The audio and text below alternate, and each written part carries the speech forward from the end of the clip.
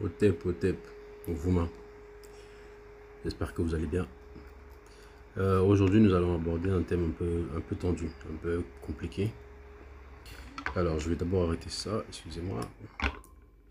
Ici, nous allons aborder le sujet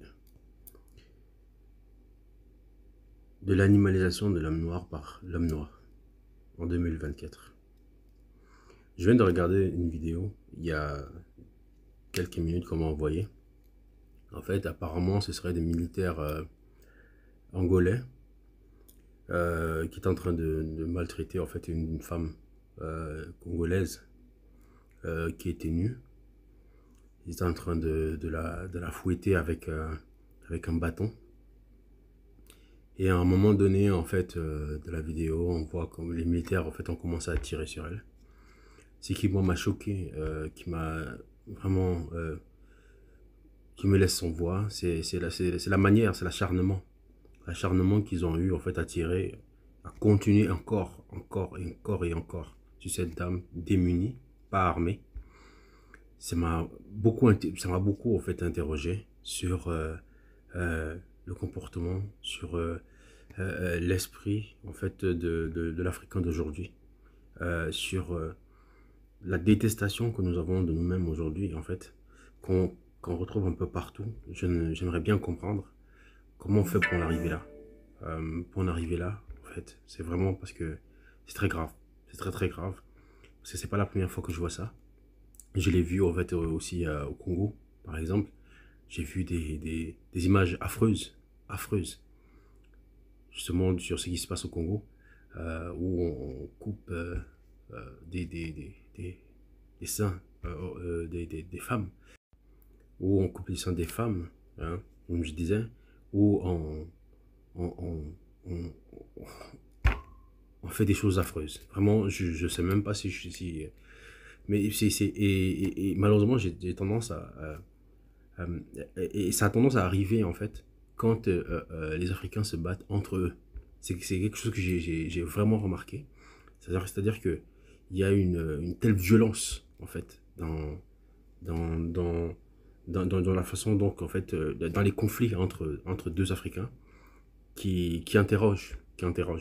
Donc, je vais développer, en fait, plusieurs éléments, déjà pour essayer de voir ensemble, en fait, ce qui s'est passé et vous raconter, en fait, quelques points sur cette violence qui est juste, oh, pardon, inacceptable.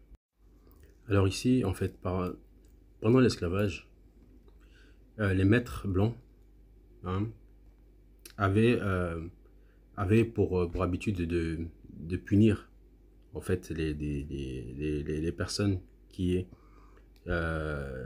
n'étaient pas dociles. Ils avaient l'habitude en fait, de les faire fouetter en public, comme tout le monde sait, comme vous le savez tous. Et ce qui a changé par la suite, c'est qu'ils se sont rendus compte euh, que de se faire détester à 100%, on va dire, par ces esclaves, ils ont meilleur temps, en fait, de former, en fait, des Africains pour que eux, en fait, accomplissent ce type de tâches et créer entre eux, en fait, la confusion. Donc ce qui s'est passé, en fait, ici, c'est que ils ont commencé à donner des avantages à certaines personnes, à certains esclaves, à, à mieux les traiter, à les donner en fait leur reste. Euh, et ça n'a pas loupé. Ça n'a pas loupé parce que derrière, quand les autres esclaves en fait, voyaient que l'un d'entre eux était chargé en fait, de fouetter leur propre frère, alors qu'ils pensaient être dans le même bateau, ça a créé en fait, ça créait une haine justement en fait entre eux qui faisait en sorte que au lieu de combattre ou d'avoir de l'animosité en fait envers le maître, bon, en fait ils l'avaient déjà entre eux et ils perdaient plus de temps par la suite en fait à se combattre entre eux, à s'en vouloir entre eux que de combattre directement le maître. Et ça en fait on le retrouve dans plusieurs, on l'a retrouvé dans plusieurs aspects et c'est ça qu'on a appelé en fait le noir des champs et le noir de maison. Et le phénomène, en fait, c'est un phénomène qui interroge parce que, en fait, on ne se demande pas, en fait, la profondeur. En fait, les Africains ne se posent pas la question de quelles sont les séquelles, en fait, de ce phénomène, en fait, dans leur vie aujourd'hui. Est-ce que ce phénomène ne conditionne pas leur façon de voir, en fait, l'autre Africain, en fait, en face d'eux? Et, parce que dans beaucoup de nos situations de vie, en fait, entre nous, je pense même dans votre entourage, vous le voyez, qu'il y a il y a toujours, en fait, un phénomène où tu as un groupe, en fait, qui veut toujours défendre, en fait, ce fonctionnement où, non, mais en fait, les autres ne sont pas aussi méchants que cela. En fait, alors qu'on parle ici de mort d'homme, on parle ici de contrôle de toute une population, mais tu as toujours, en fait, des personnes qui vont vous dire que non, c'est pas aussi grave que ça. Je pense que vous êtes... D'ailleurs, je l'ai souvent entendu, en fait. On m'a plus traité, en fait, d'être raciste. Mes propres frères m'ont plus traité parce que j'essayais, en fait, d'expliquer l'histoire, d'expliquer certaines choses. Mais juste le fait que j'indexais d'autres communautés, en fait, tout le message que j'essayais, en fait, de transmettre, en fait, tomber à l'eau et ne s'arrêter que sur la partie où, en fait, dans leur esprit, je n'ai pas à accuser l'autre, à mettre l'autre, en fait, face, en fait, à ses responsabilités. Oui, je disais ici, face à ses responsabilités, et moi, ça m'a toujours frappé. Ça m'a vraiment toujours frappé. Euh, Parce que, à mon avis, en fait, j'ai rajouté ce point-là. En fait, je l'avais pas noté, en fait, sur mes notes. Mais je pense on aurait vraiment bon ton de faire une infothérapie, en fait, dans notre communauté, parce que je pense que on ne pourra pas s'en sortir en allant en fait, droit devant, sans regarder ce qui s'est passé derrière, sans regarder, en fait, qu'est-ce qui s'est passé, en fait, dans nos esprits, parce que nos comportements, quand on se retrouve dans des situations de difficulté, interrogent. Parce que quand un être humain on va dire, il est bien portant, il a pas de complications, entre guillemets, dans sa vie, tout va bien, mais comme on sait qu'une vie, elle est cyclique, elle n'est pas linéaire, donc il y a forcément un moment où on va vivre des événements et il faut avoir, en fait, être bien assis, en fait, dans son histoire, dans son être, pour affronter, en fait, ces problématiques-là. Et à mon avis, dans notre communauté, c'est pas le cas. C'est pas le cas. Et nous avons beaucoup de névroses, en fait, en nous, qui nous empêchent, en fait, d'analyser des choses de façon froide, consciente et scientifique même, en fait, dans notre façon de faire. Donc, je vous raconte, en fait, je vous développe la suite. Alors, on va revenir ici sur le fonctionnement de l'Église. Parce que l'Église a joué un grand rôle, parce qu'aujourd'hui, je dirais plutôt qu'aujourd'hui, on parle ici des conséquences. Des conséquences.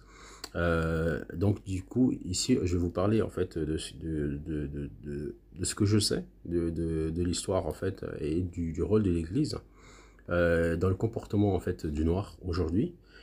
Disons que l'Église, en fait, a formaté, en fait, l'esprit, en fait, des noirs depuis leur enfance.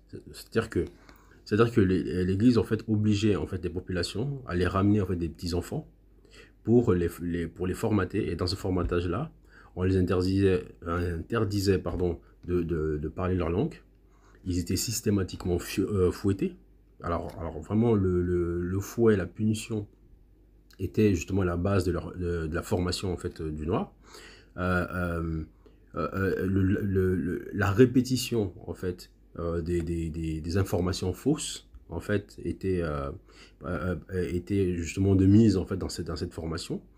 Euh, et cela, en fait, a conditionné en fait, l'esprit, en fait, du noir, de telle sorte que aujourd'hui, en fait, on voit en fait, des personnes qui, qui peuvent te donner comme exemple que non, mais Dieu n'a pas de couleur, par exemple.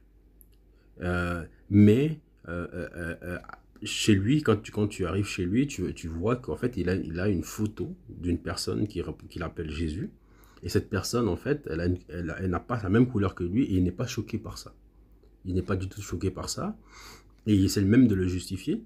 Et quand tu le mets en contradiction avec cela, en lui posant la question, mais tu m'as dit tout à l'heure que Dieu n'avait pas de couleur. Mais comment se fait-il qu'il n'a pas de couleur, mais tu le représentes quand même, en fait, dans une couleur qui est celle d'un autre peuple. Donc, je pense que beaucoup d'entre vous, en fait, ont déjà eu à subir des telles incohérences, en fait, dans notre communauté. Et tout ça, malheureusement, c'est la conséquence, en fait, du conditionnement de l'Église. Voilà, on va surtout parler d'Église ici parce que on va dire que c'est les plus récents, en fait, dans l'histoire. Et c'est eux qui ont fini, justement, de nous couper, en fait, de ce que nous sommes. Et qui ont fini, justement, de dérégler, en fait, l'esprit de l'Africain et du Noir, en général. Euh, donc, euh, donc, il y a d'autres points, par exemple, sur l'école. L'école aussi. L'école a joué un très grand rôle. D'ailleurs, j'ai un ancien qui me racontait justement que à leur époque, en fait, l'école avait créé un système de dénonciation à l'école. Je ne sais pas si vous réalisez. C'est-à-dire que quand tu voulais parler ta langue à l'école, c'était un autre élève qui allait te dénoncer, qui allait te dénoncer en fait au professeur, qui était en général un professeur blanc, et tu étais sévèrement puni parce que tu avais parlé ta langue. Et c'était un de tes camarades de classe qui l'avait fait parce qu'il était conditionné à le faire. Mais justement, et comme il était conditionné à le faire, on retrouve justement ce phénomène aujourd'hui. Dans le sens où, parce que j'ai l'impression que chez nous, en fait, on minimise en fait certains aspects de notre conditionnement, en fait. Parce que je parle toujours de ce conditionnement, même dans mes précédentes vidéos, j'en ai parlé, parce qu'en fait, j'ai l'impression qu'on refuse de voir en fait l'importance de ce conditionnement. En fait, j'ai l'impression qu'on se voit comme des personnes, alors parce qu'on travaille, on s'amuse, on peut sortir et tout ça, on pense que nous sommes normaux en fait, mais alors que c'est pas le cas. Alors que c'est pas le cas, parce que pour beaucoup, en fait, quand il faut agir pour ses propres intérêts, en général, c'est pas le cas. Parce que cette problématique de dénonciation, on la retrouve où? Dans des situations comme la mort de Thomas Sankara, comme dans la mort de Patrick Emery de Lumumba, comme dans la mort de Oumniobé. Oumniobé, par exemple, je crois savoir qu'en fait, il m'avait été dit que c'est un prêtre noir qui le dénonce, qui dénonce en fait sa cachette. Donc vous voyez que justement le conditionnement que nous avons eu, en fait sert les intérêts des autres en fait et ne sert pas nos intérêts parce que nous agissons malgré que le colon n'est plus là, mais nous agissons toujours en fait contre nos intérêts. Et c'est ça que nous devons interroger en fait dans nos comportements. Je reviens sur le conditionnement en fait des prêtres parce qu'il y a quelque chose. Il y a la question de la violence en fait dans notre communauté, la violence au sein même des familles. Parce que en fait on entend beaucoup de parents africains et nous dire que non mais en fait la meilleure éducation c'est la violence, il faut fouetter un enfant, il faut le taper, il faut pour qu'il ait une bonne éducation. Mais en même temps j'ai envie de me demander cette éducation, alors si si elle est aussi bonne, en fait, pourquoi on n'a pas on n'a pas les résultats, on n'a pas des résultats escomptés, en fait. C'est la question que moi je pose. Parce que la plupart de ceux qui en parlent disent oui, mais moi ça m'a réussi et pour lui, d'après sa réussite en fait Sa réussite, en fait, c'est qu'il a un boulot, il a une voiture, il a des enfants, il est posé. Mais sauf que ça, c'est pas une finalité. C'est pas une finalité. Et là aussi, je pense que je ferai une vidéo sur les ambitions en fait des Africains, parce que j'ai l'impression qu'on n'est pas assez, nous ne sommes pas assez ambitieux. Ça c'est clair et net, nous ne sommes pas assez ambitieux parce que nous, à partir du moment où nous avons un boulot, nous avons un travail, nous avons une voiture, une femme, des enfants, c'est bon, on a accompli notre vie. C'est tout. En fait, on ne cherche pas en fait à aller plus loin. Et ça, c'est aussi un problème. Mais je vais insister, en fait, justement, sur ce climat de terreur, en fait, que nous instaurons dans nos familles, qui vient justement de ce conditionnement de l'Église, en fait. Et je me dis, même dans nos rapports, en fait, aujourd'hui, alors, même, je disais, même dans nos rapports aujourd'hui, on le voit, on le voit dans nos rues. Combien de personnes en fait en Afrique ont vécu des scènes mais d'horreur où un jeune va se faire tabasser à mort parce que il aurait volé en fait une banane parce qu'en fait on l'aurait traité de voleur. Parce que d'où je viens par exemple, il suffit qu'on crie, qu'on commence à crier au voleur, pour que tout le quartier sorte en fait pour te lyncher. Littéralement, pour te lyncher. Et j'ai vu des scènes où on prend des pneus, on met sur toi, on fout le feu, et puis c'est bon pour toi. Juste, juste parce que t'as volé en fait une banane ou une babouche quelque part, peu importe. Mais je me dis, mais comment faisons-nous pour arriver à de telles haines en fait? C'est-à-dire que et sans proportion. Sans proportion. C'est-à-dire que pour eux, en fait, la vie humaine aujourd'hui vaut moins qu'une paire de babouches, enfin, ou une paire de chaussures. Et enfin, il y a quelque chose qui ne va pas. Il y a quelque chose qui ne va pas. Il faudrait vraiment qu'on s'interroge là-dessus. Il faudrait qu'on trouve des solutions. Parce que je pense que vraiment que si on ne règle pas ce problème-là, en fait, c'est bien beau de combattre les autres, mais il y a déjà un combat intérieur en fait à faire. En tout cas, de mon point de vue. En tout cas, moi, j'aimerais bien avoir votre avis par rapport à ça, parce que pour moi, c'est quand même un vrai souci. Abordons l'aspect de la trahison. La trahison.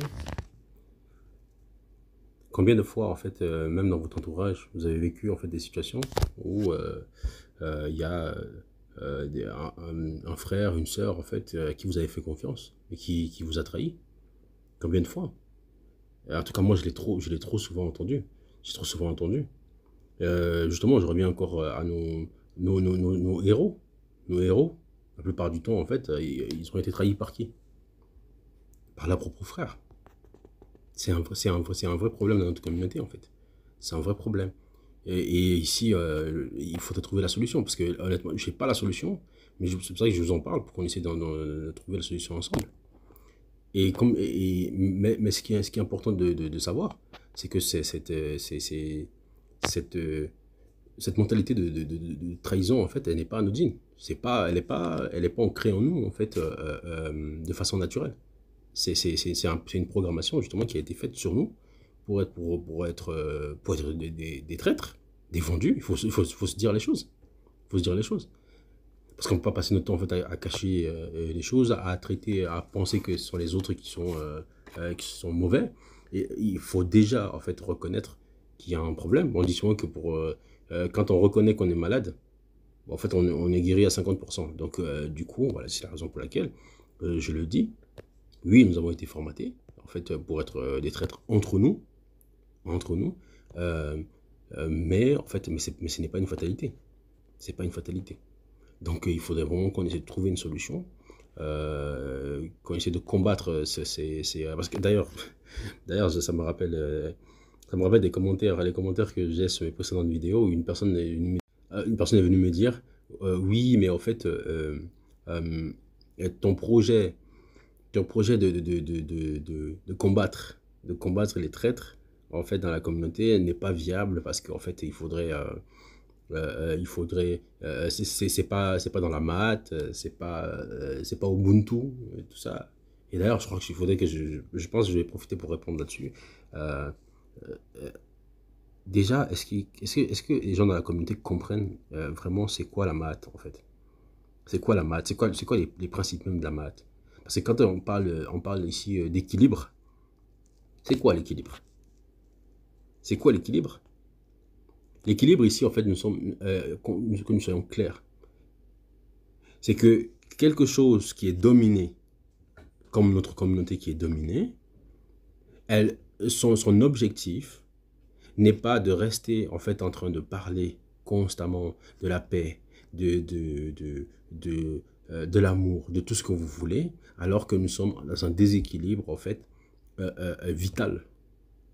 Ici, on doit pouvoir rétablir justement l'équilibre, et pour rétablir l'équilibre, ça veut dire que nous devons nous doter en fait d'institutions fortes, nous devons nous doter en fait d'une armée forte, nous devons nous doter en fait des instruments de dissuasion qui permettent justement et qui permettront justement à rétablir l'équilibre. Vous ne pouvez pas en fait fonctionner dans un monde où vous vivez en déséquilibre et parler en fait de la maths en fait chaque fois qu'on vous demande de vous mettre en action.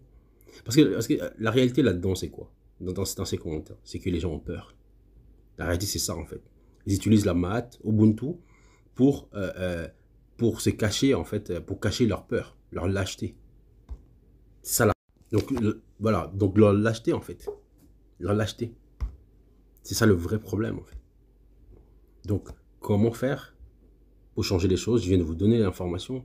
Ubuntu, c'est un principe en fait qui est excellent en fait dans une c'est-à-dire que pour souder un peuple qui est déjà uni.